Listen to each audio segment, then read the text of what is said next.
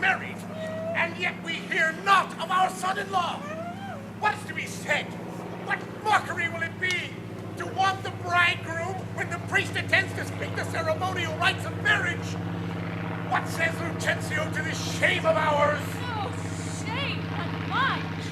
I must forsooth be forced to give my hand opposed against my heart unto a man brave, cruelty, full of spleen, who would in haste, and means to wed at leisure. I told you, he was a frantic fool, hiding his bitter jests in blunt behavior, and, to be noted, for a merry man, he'll woo 1,000, point the day of marriage, make feasts, invite friends, and proclaim the banns, yet never means to wed where he hath wooed.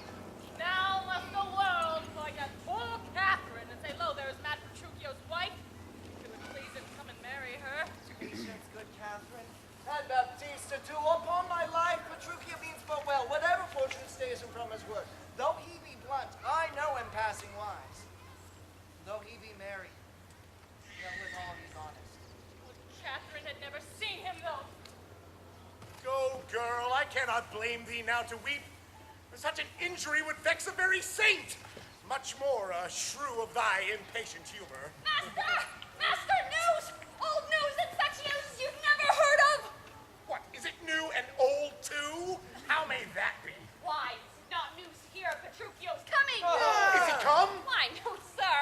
Well, what then? He is coming! When will he be here? When he stands where I am and sees you there! Oh, say, what's it I know news? Why, Petruchio is coming in a new hat and an old jerkin, a pair of old breeches thrice turned a pair of boots that have been candle cases, one buckled, another laced, an old rusty sword ta'en out of the town armory with a broken hilt, and shapeless, with 2 broken points, his horse hit with an old mothy saddle and stirrups of no kindred, besides, possessed with the glanders, and like to Mose in the child, troubled with the rampants, infected with the fashions, full of wingold, fed with spavins, rain, with yellow past cure of the 5 stark, spoiled with the staggers, begnawn with the bots, weighed in the back and shoulder, shotten, near-legged before, and with a half-checked bit, and a headstall of sheep's leather, which seemed restrained to keep him from something happened off in verse and now repaired with knots, 1 girth 6 timepiece, and a woman's crupper, which had 2 letters for her name fairly set down in studs, and here and there piece of pack bread. Who comes with him? Sir, his lackey, for all the world comparison, like the horse, with a linen stock on one leg and a curvy boot hose on the other, garnered with a red and blue list, an old hat, with the humor of 40 fancies, pricked in it for a feather, a monster in apparel, and not like a Christian, but by a gentleman's lass. Some odd humor breaks him into this fashion, yet oftentimes he goes by mean apparel. Well, I'm glad he's come, howsoe'er he comes. Why, sir, he comes not. Didst thou not say he comes? Ooh, that Petruchio came. Aye, that Petruchio came! No, sir, I say his horse comes with him on his back. But that's all one! Come! Where be these gallants? Who's at home? You are welcome, sir. And yet I come not well. And yet you halt not. Not so well apparelled as I wish you were. Well, were it better I should rush in thus. But where is Kate? Where is my lovely bride? Gentles, methinks you frown. How does my father? And wherefore gaze this goodly company? As if you saw some wondrous monument, some comet or unusual prodigy. Why, sir, you know this is your wedding day. First, we were sad, fearing you would not come. Now, sadder that you come so unprovided. Oh, Find, doff this habit. A shame to your estate, an eyesore to our solemn tell us festival. what occasion of import hath all so long detained you from your wife and sent you hither so unlike yourself? Tedious it were to tell, and harsh to hear. Sufficeth I am come, though in some part enforced to digress, which at more leisure I shall so excuse that you shall be well satisfied with all. But where is Kate? I stay too long. The morning wears, 'tis time we were at church. Shame on your pride and these on reverent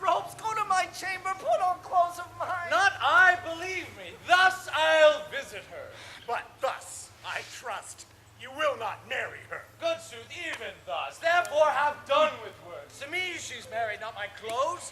What? Could I repair what she will wear in me, as I can change these poor accoutrements? Well for cake and better for myself. But what a fool am I to chat with you, when I should bid good morrow to my bride and still look at her with a loaded gift. He hath some meaning in his matters. I will persuade him, be it possible, to put on better air and go to church.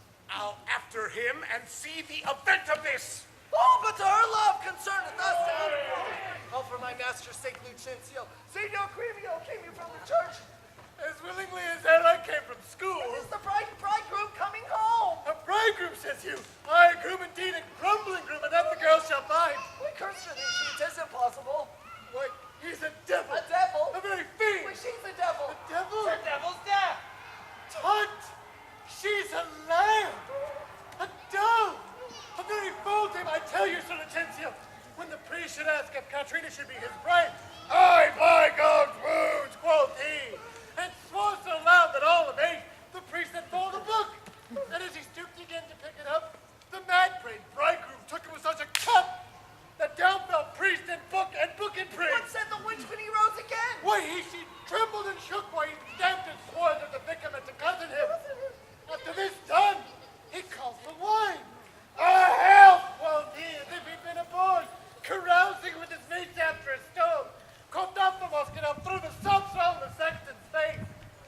After this done, he takes the bride about the neck and kisses her on the lips with such a clamorous smack that at a parting, all the church did echo. Echo?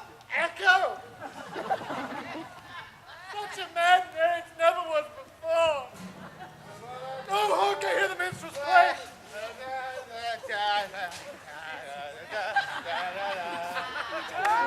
Gentlemen and friends, I thank you for your pains. I know you think to dine with me and have prepared great store of wedding cheer. But so it is, my haste doth call me hence, and here I mean to take my leave. Is possible you will away tonight? I must away today before night come. Wonder not, if you knew my business, you would entreat me rather go than stay. And honest company, I thank you all that have beheld me give away myself to this most patient, sweet, and virtuous wife. Dine with my father, drink a health to me, for I must hence, and so, farewell to you all. Let us entreat you to stay till after dinner. It may not be. Let me entreat you. It cannot be. Let me entreat you. I am content. Are you content to stay? I am content that you shall entreat me stay, but stay not, entreat how you can. Now, if you love me, stay. Romeo, my horse! Sir, the horse is ready, be there. Nay, then do what thou canst. I will not go today. No, not tomorrow. Not till I please myself. The door is open, sir. There lies your way. You may be jogging whilst your boots are green. For me, I'll not be gone till I please myself. Be patient, Kate, prithee. Be not angry. I will be angry. What hast thou to do? Oh, father, be quiet. He shall stay my leisure. I may, sir, now begins to work. Aye. Gentlemen, forward to the bridal dinner. I see a woman may be made a fool if she have not the spirit to resist. They shall go forward, Kate, at thy command. Obey the bride, you that attend to her. Go to the feast, revel and domineer. Carouse full measure to her maidenhead. Be mad and merry, or go hang yourselves! But as for my bonny Kate, she must with me. Nay, look not big, nor stamp, nor stare, nor fret. Here she stands. Touch her, whoever dare! I'll bring mine action against the proudest he that stops my way in Padua! Rubio, don't let weapon! Rescue thy mistress! Not her, the other one! Give up, sweet wench! They shall not harm you! I'll buckle thee against a million!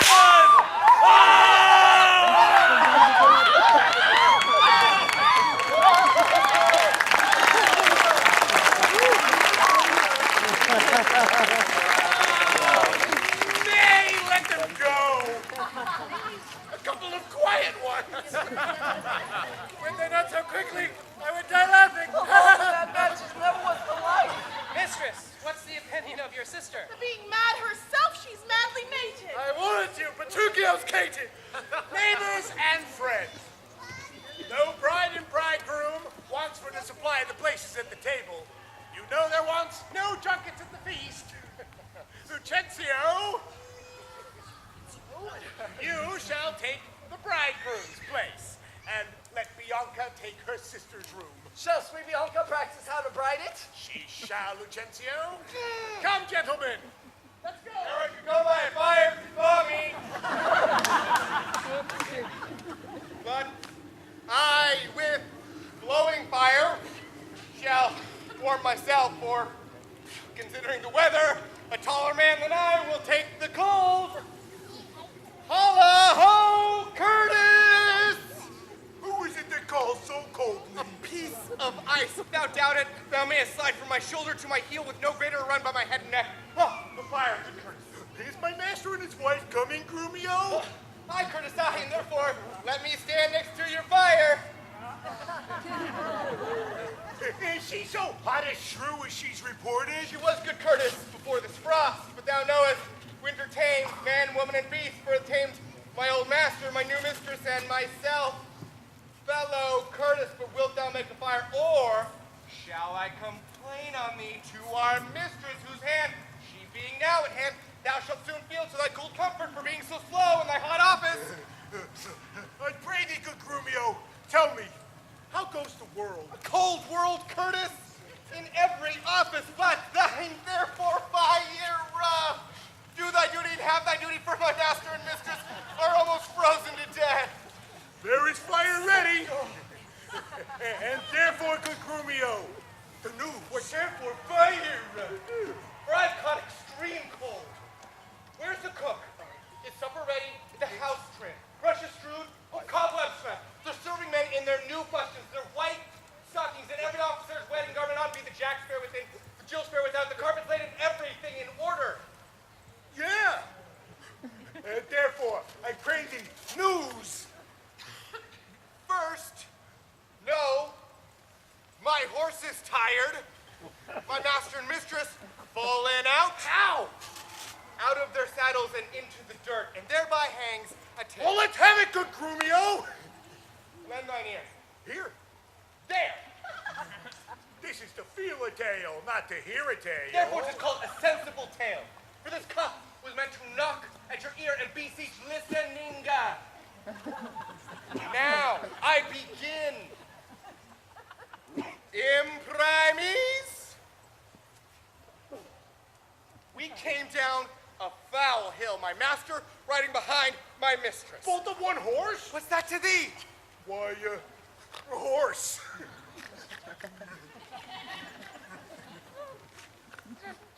Tell thou the tale.